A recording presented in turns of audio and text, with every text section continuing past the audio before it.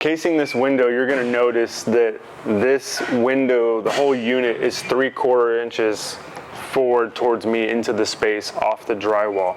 The reason for that is because we're using a 1x3 for our back band just to give a substantial projection of the molding off the wall. And it all makes sense because our wainscot cap here is coming off the wall, and you can see it transitions into the back of our door casing.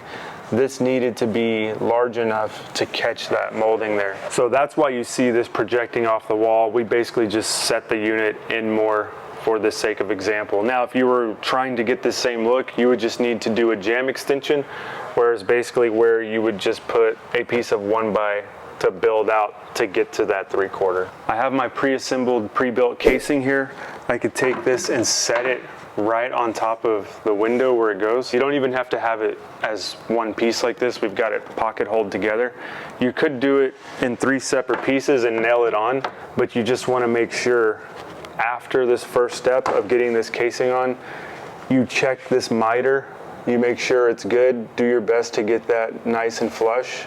Ideally use some type of miter clamp or pocket hole it like we did, but you just gotta get that good, because if you leave this to the painter, let's say you stack up all these moldings like we're going to, and you leave it, oh, the painter will take care of it, it's gonna be very difficult for the painter to come and sand around all your back band and moldings, okay? So think about it, if I'm holding a sander, an orbital sander, or just by hand, I can get all this sanded. You know, you shouldn't have to do that much sanding if your carpentry's on point, but face it, we're living in the real world. Painters are gonna have to address some stuff, right? So imagine this now. This is our back band piece going on. You've just made it extremely difficult for the painter to come now and sand this down. Now I'm stuck with this little range of motion here, and it would be wrapping around the whole thing. Like, you gotta basically, what makes a good install is thinking 5 or 10 steps ahead. So whenever you get to that point of painting, your painter's gonna thank you already for using Windsor, but they're gonna thank you if you kind of do a little bit of that prep for them as a carpenter. So just keep that in mind. But this is going right on, right where it is. I just got to make sure I'm flush here. And we're gonna just tack this thing in.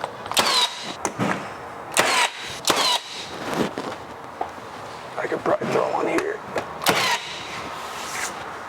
So there we have our WOCS 007 casing. It's that 3.5 inch with the bead there. And when you look at it now, kind of on this side profile, you'll see there's our original 3/4 that I talked about being off the wall, like our jamb extension. And then we have the piece that we stacked. So now we're 1.5 inches off the wall.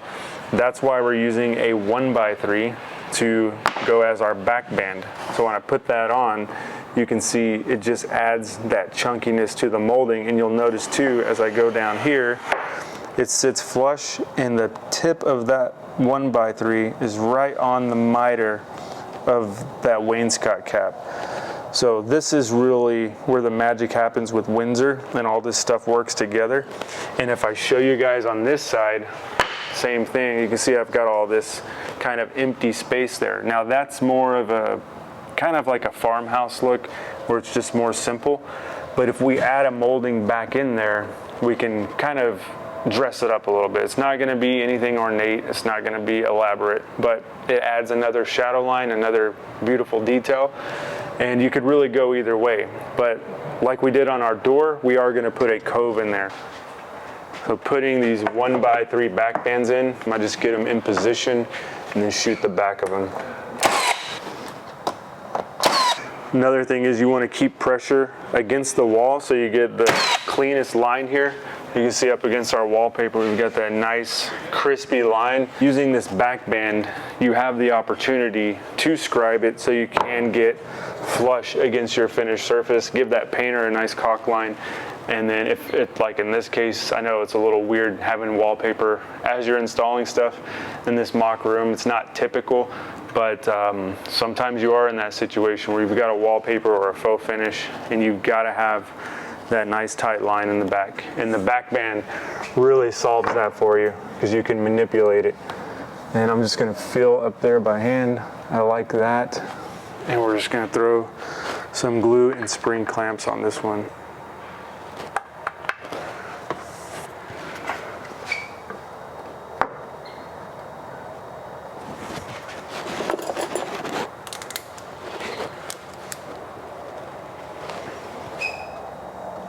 Need to get my faces flush here where my board comes together. That's what I'm looking for. Same thing on my right side over here, of course. Throw some glue on there and some spring clamps.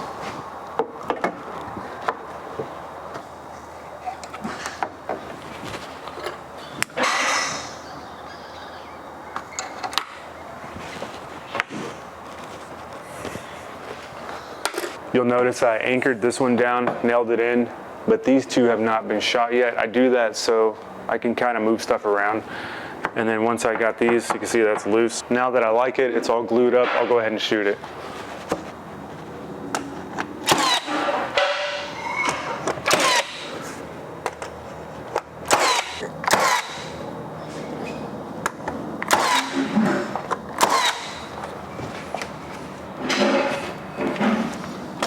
So at this point, our WOCS 007, our 1x3 back band, is looking really good. That's 2 of our 3 parts. Now this piece that I'm holding is our 3rd part. This is the Windsor Cove right here. And this molding, I'll hold it up for you, it's 3/4 by 7/8. And we're gonna have it to where our 3/4 inch side is up against our back band and our 7/8 side is up against our casing. What that does is it gives us a nice reveal from our cove to our back band, and it projects more on to the face of our casing, giving us this super nice proportion profile. And if that doesn't light your fire right there, man, I gotta say your wood must be wet, because look at those profiles, look at those shadow lines when you put all this together.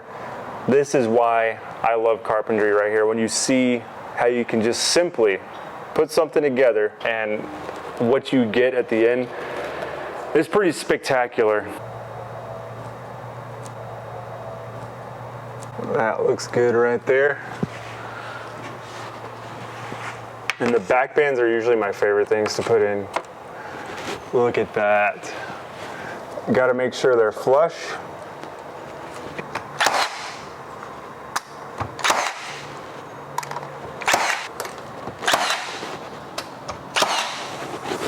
And I know that's gonna fit now, so I'm gonna tack it in to hold it in place. I can go ahead and glue my final miter for this window. And we call these a pinch fit in carpentry. See how you gotta pinch it, release, snaps into place.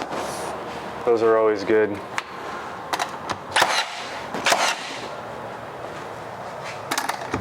But we know that all things work together for good. To them who love Windsor, to them who are called according to its purpose. But seriously, look at this.